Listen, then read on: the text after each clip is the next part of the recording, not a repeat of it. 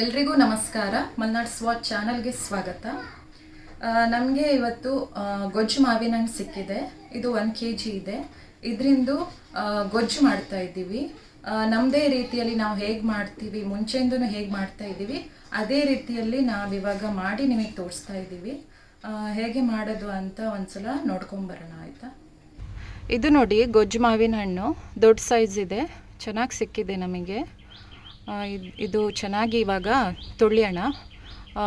3 ಸಲ ತೊಳಿಬೇಕು ಚೆನ್ನಾಗಿ ಕ್ಲೀನಾಗಿ. ಮಣ್ಣೆಲ್ಲ ಇರುತ್ತೆ, ಗಲೀಜೆಲ್ಲ ಇರುತ್ತೆ, ಅದಕ್ಕೆ ಚೆನ್ನಾಗಿ ತೊಳೆಯೋಣ ಇವಾಗ.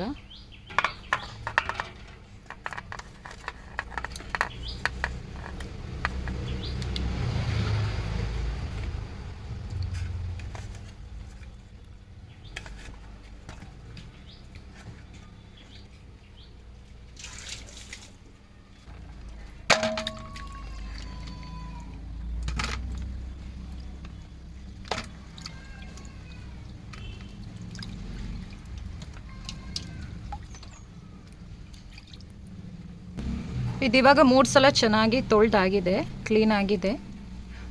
ಇವಾಗ ಇದರಿಂದ ಸಿಪ್ಪೆ ತೆಗಿಬೇಕು. ಈ ಸಿಪ್ಪೆನ ಇವಾಗ ತೆಕ್ಕೊಳ್ಳೋಣ. ಈ ಮಾವಿನ ಹಣ್ಣಿಂದು ಸಿಪ್ಪೆ ತೆಗೆದು ಈ ಪಾತ್ರೆಗೆ ಹಾಕ್ಕೊಳ್ಳೋಣ ಇವಾಗ.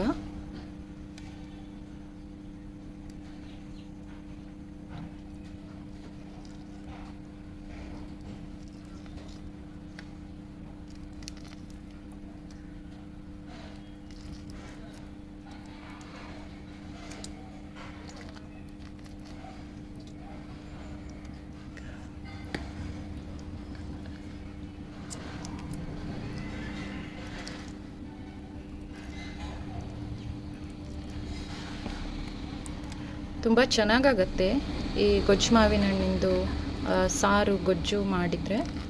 ತುಂಬ ಟೇಸ್ಟ್ ಇದು, ತುಂಬ ಚೆನ್ನಾಗಿದೆ. ಕಲರ್ ನೋಡಿ, ತುಂಬ ಚೆನ್ನಾಗಿದೆ. ಇದು ಎಲ್ಲ ಕಡೆ ಸಿಗಲ್ಲ. ಇದು ಕೆಲವೊಂದು ಹಳ್ಳಿಗಳಲ್ಲಿ ಅಲ್ಲೆಲ್ಲ ಚೆನ್ನಾಗಿ ಸಿಗತ್ತೆ. ಇನ್ನು ಮಳೆಗಾಲದಲ್ಲಿ ತುಂಬ ಬರುತ್ತೆ. ಇನ್ನು ಮಳೆ ಬಿದ್ದರೆ ಜೂನ್ ಜುಲೈ ತಿಂಗಳಲ್ಲಿ ತುಂಬ ಮಾವಿನ ಹಣ್ಣೆಲ್ಲ ಬರುತ್ತೆ. ಇದು ಇವಾಗ ಸ್ಟಾರ್ಟಿಂಗ್, ಇದು ಬಂದಿರೋದಷ್ಟೇ ಮಾವಿನ ಹಣ್ಣು. ನಾವು ಮೊನ್ನೆ ಪೇಟೆ ಕಡೆ ಹೋದಾಗ ನಮಗೆ ಮಾವಿನ ಹಣ್ಣು ಸಿಕ್ತು. ನಮಗೆ ತುಂಬ ಇಷ್ಟ ಈ ಮಾವಿನ ಹಣ್ಣೆಲ್ಲ, ಅದಕ್ಕೆ ನಾವು ತಗೊಂಡ್ವಿ ಮಾಡೋಣ ಅಂತ. ತುಂಬ ಅಪರೂಪ ಅಲ್ವಾ ಇದು, ಹಾಗಾಗಿ ನಮಗೆ ತುಂಬ ಇಷ್ಟ ಇದು. ಅನ್ನದ ಜೊತೆ ಬಿಸಿ ಅನ್ನ ಇರಬೇಕು. ಬಿಸಿ ಅನ್ನದ ಜೊತೆಗೆ ಕಲಿಸ್ಕೊಂಡು ಊಟ ಮಾಡಿದರೆ ತುಂಬ ಚೆನ್ನಾಗಿರುತ್ತೆ. ಮತ್ತು ಯಾರಿಗೆ ನಿದ್ದೆ ಎಲ್ಲ ಬರಲ್ಲ ನೋಡಿ, ಅವ್ರಿಗೆ ಮಾವಿನ ಹಣ್ಣು ತಿಂದರೆ ಒಳ್ಳೆ ನಿದ್ದೆ ಬರುತ್ತೆ. ಈಗ ಎಲ್ಲ ಸಿಪ್ಪೆ ತೆಗೆದುಬಿಟ್ಟು ಮಾವಿನ ಹಣ್ಣು ಒಂದು ಕಡೆ ಇಟ್ಟು ಈ ಸಿಪ್ಪೆ ಗಿಮ್ಚಿ ಅದರ ರಸ ತೆಗಿಬೇಕು. ಇವಾಗ ಸ್ವಲ್ಪ ನೀರು ಹಾಕಿ ಗಿಮ್ಚಿ ಅದರ ರಸ ತೆಗೆದು ಅದರಲ್ಲೇ ಸಾರು ಮಾಡಬೇಕು. ಇದನ್ನು ಅದು ಸ್ಟೆಪ್ ಬೈ ಸ್ಟೆಪ್ ಇವಾಗ ನಾವು ತೋರಿಸ್ತೀವಿ ಹೇಗೆ ಮಾಡೋದು ಅಂತ. ನೋಡಿ, ಮಾವಿನ ಹಣ್ಣಿನ ಸಿಪ್ಪೆ ಎಲ್ಲ ಸಪ್ರೇಟ್ ಮಾಡಿ, ಮಾವಿನ ಹಣ್ಣು ನೋಡಿ ಇಲ್ಲಿ ಸಪ್ರೇಟಾಗಿ ಹಾಕಿಟ್ಟಿದ್ದೀವಿ. ಇದು ಸಿಪ್ಪೆ ನೋಡಿ, ಸಿಪ್ಪೆ ಇಷ್ಟಿದೆ. ಇದೇನು ಮಾಡಬೇಕು, ಚೆನ್ನಾಗಿ 2 ಸಲ ನೀರು ಸ್ವಲ್ಪ ಹಾಕಿ ಚೆನ್ನಾಗಿ ಗಿಮ್ಚಿ ತೆಗಿಬೇಕು. ನೀರು ಅದ್ರ ನೀರು ಇದಕ್ಕೆ ಹಾಕ್ಕೊಳ್ಬೇಕು. ಇವಾಗ ಮಾಡೋಣ ಅದನ್ನ. ಫಸ್ಟ್ ಈ ಥರ ಗಿಮ್ಚಬೇಕು, ನೀರು ಹಾಕದೆ ಒಂದ್ಸಲ ಗಿಮ್ಚೋಣ. ಅದರ ರಸ ಎಲ್ಲ ಬಿಡುತ್ತೆ.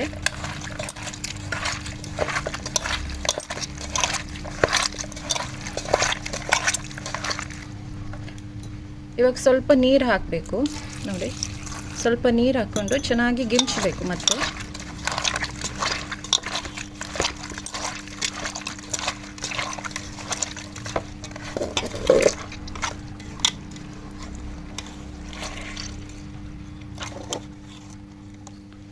ಇವಾಗ ಅದರ ರಸನ ಈ ಮಾವಿನ ಹಣ್ಣಿಗೆ ಹಾಕ್ಕೊಳ್ತಾ ಇದ್ದೀವಿ.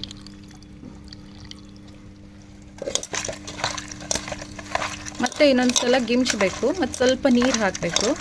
ಸ್ವಲ್ಪ ನೀರು ಹಾಕಿ ಸ್ವಲ್ಪ ಚೆನ್ನಾಗಿ ಗಿಮ್ಚಿ ಇನ್ನೊಂದು ಸಲ ಮತ್ತೆ ಅದೇ ರೀತಿ ಆ ರಸವನ್ನು ತೆಗೆದು ಈ ಹಣ್ಣಿನ ಜೊತೆ ಹಾಕ್ಕೊಳ್ಬೇಕು.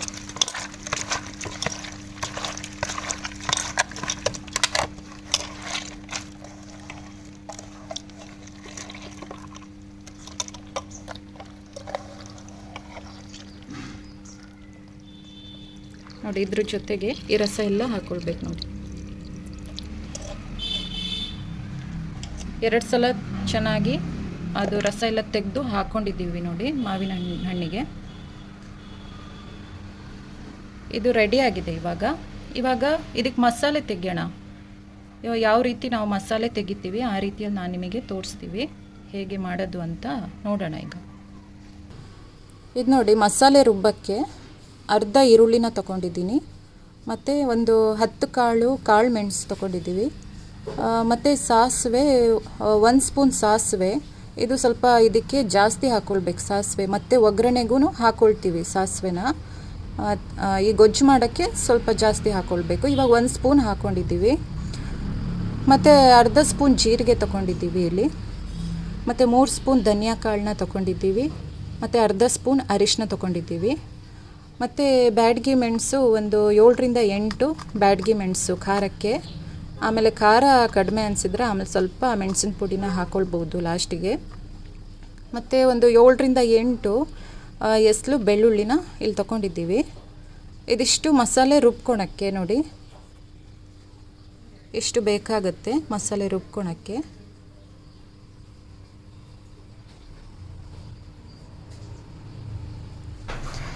ಇವಾಗ ಮಸಾಲೆನ ರುಬ್ಕೊಳ್ಳೋಣ. ಇವಾಗ ಎಲ್ಲ ಮಸಾಲೆನ ಈ ಒಂದು ಮಿಕ್ಸಿ ಜಾರ್ಗೆ ಹಾಕ್ಕೊಳ್ಳೋಣ. ಇದಕ್ಕೆ ಹಾಕಿ ಒಳ್ಳೆ ನೈಸಾಗಿ ರುಬ್ಕೊಳ್ಳೋಣ.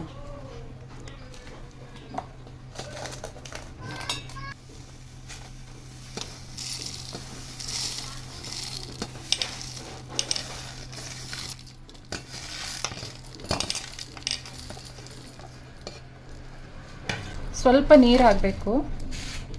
ಸ್ವಲ್ಪ ನೀರು ಹಾಕಿ ಚೆನ್ನಾಗಿ ರುಬ್ಕೊಳ್ಳೋಣ. ಇವಾಗ ಮಸಾಲೆ ರುಬ್ಬಿ ಆಗಿದೆ, ನೋಡೋಣ.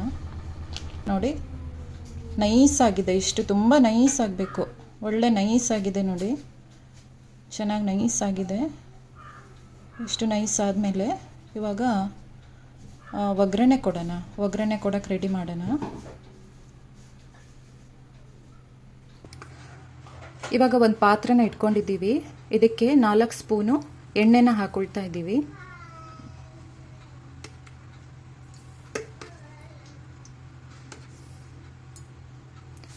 ಎಣ್ಣೆ ಚೆನ್ನಾಗಿ ಕಾಯಬೇಕು. ಎಣ್ಣೆ ಕಾದ್ಮೇಲೆ ಇವಾಗ ಸಾಸಿವೆನ ಹಾಕ್ಕೊಳ್ಳೋಣ. ಇವಾಗ ಸಾಸಿವೆನ ಹಾಕ್ತಾ ಇದ್ದೀವಿ.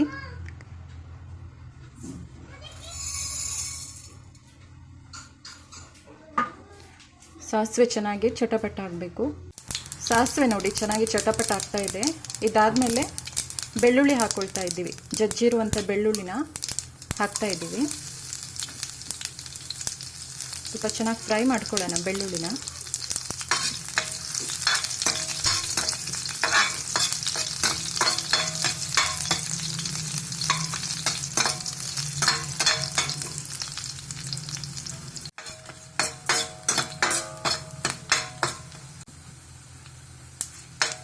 ಬೆಳ್ಳುಳ್ಳಿ ಚೆನ್ನಾಗಿ ಕೆಂಪಾಗಬೇಕು. ಸ್ವಲ್ಪ ಕೆಂಪಾದಮೇಲೆ ಜೀರಿಗೆನ ಹಾಕ್ತಾ ಇದ್ದೀವಿ.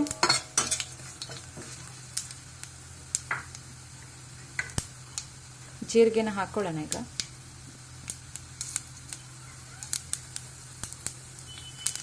ಅದಾದಮೇಲೆ ಮೆಣಸು ಹಾಕ್ಕೊಳ್ತಾ ಇದ್ದೀವಿ.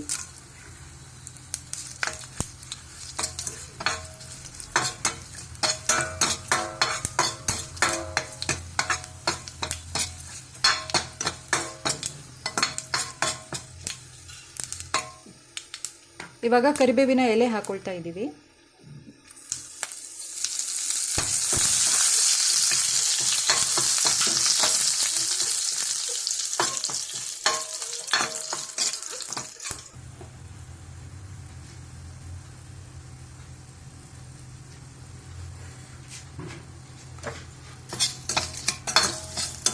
ಇದಿವಾಗ ಚೆನ್ನಾಗಿ ಫ್ರೈ ಆಗಿದೆ. ಫ್ರೈ ಆದಮೇಲೆ ಈರುಳ್ಳಿನ ಹಾಕ್ಕೊಳ್ಳೋಣ.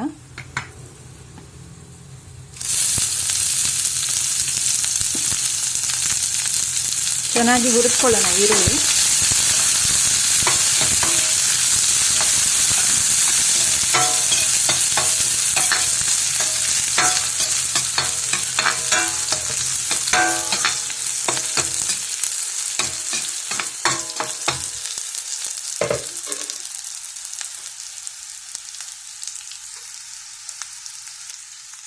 ಸ್ವಲ್ಪ ಕೆಂಪಾಗಬೇಕು ಈರುಳ್ಳಿ. ಸ್ವಲ್ಪ ಕೆಂಪಾದಮೇಲೆ ಇವಾಗ ನಾವು ರುಬ್ಬಿರುವಂಥ ಮಸಾಲೆನ ಇದಕ್ಕೆ ಹಾಕ್ಕೊಳ್ಳೋಣ. ರುಬ್ಬಿರುವಂಥ ಮಸಾಲೆನ ಹಾಕ್ಕೊಳ್ತಾ ಇದ್ದೀವಿ.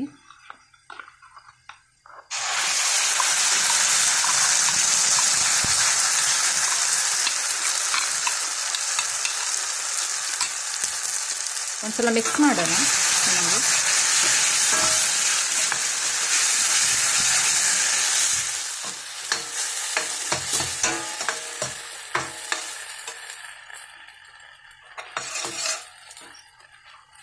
ಸ್ವಲ್ಪ ಫ್ರೈ ಮಾಡ್ಕೊಬೇಕು. ಈ ಮಸಾಲೆ ಹಸಿ ವಾಸನೆ ಎಲ್ಲ ಹೋಗಬೇಕು ಸ್ವಲ್ಪ. ಅದಕ್ಕೆ 1-2 ನಿಮಿಷ ಸ್ವಲ್ಪ ಫ್ರೈ ಮಾಡ್ಕೊಳ್ಳೋಣ ಚೆನ್ನಾಗಿ. ಇವಾಗ ಮಸಾಲೆ ಚೆನ್ನಾಗಿ ಹುರಿದಾಗಿದೆ. ಇವಾಗ ಮಾವಿನ ಹಣ್ಣು ಹಾಕ್ಕೊಳ್ಳೋಣ. ಅದ್ರ ಜೊತೆ ಅದರ ರಸ ಕೂಡ ಹಾಕ್ಕೊಳ್ಳೋಣ.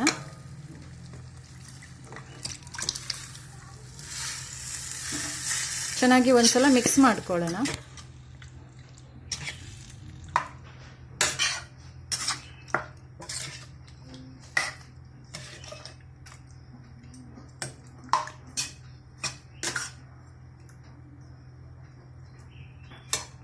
ಚೆನ್ನಾಗಿ ಕುದಿ ಬರಬೇಕಿದು.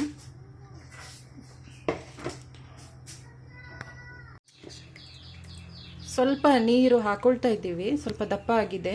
ಅದಕ್ಕೆ ಇದು ಮಿಕ್ಸಿ ಮಾಡಿದ್ವಲ್ವ ಅದ್ರ ಮಸಾಲೆ ನೀರನ್ನ ಸ್ವಲ್ಪ ಹಾಕ್ಕೊಳ್ತಾ ಇದ್ದೀವಿ. ಇಷ್ಟು ಹಾಕ್ಕೊಂಡು ಒಂದ್ಸಲ ಚೆನ್ನಾಗಿ ಮಿಕ್ಸ್ ಮಾಡ್ಕೊಳ್ಳೋಣ. ಮಿಕ್ಸ್ ಮಾಡಿಕೊಂಡು ಇದಕ್ಕೆ ರುಚಿಗೆ ಉಪ್ಪು ಹಾಕ್ಕೊಳ್ಬೇಕು.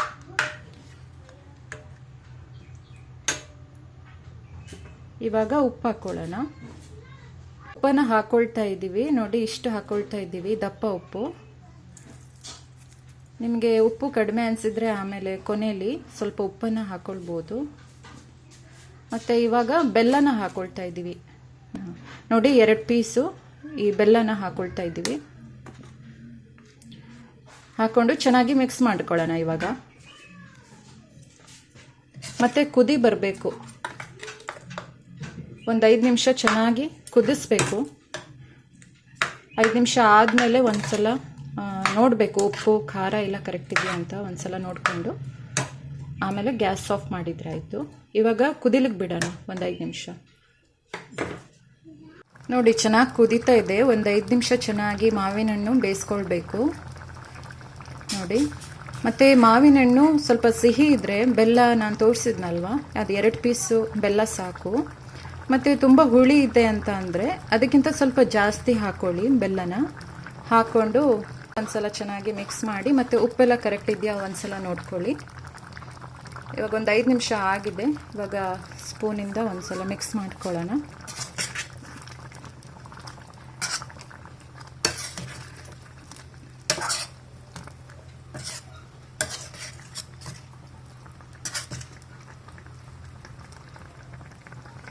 ನೋಡಿ ಆಗಿದೆ.